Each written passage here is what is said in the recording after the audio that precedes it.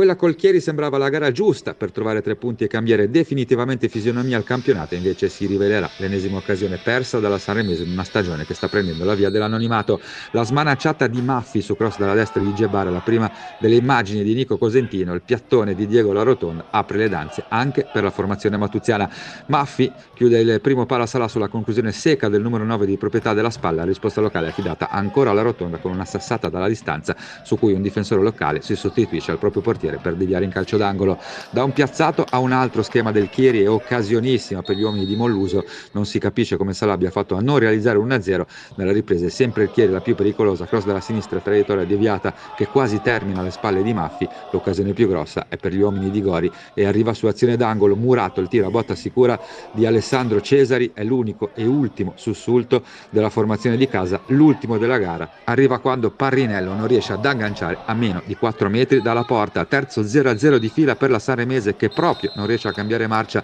nemmeno con l'ultima in classifica, prossimo turno in casa del Gozzano.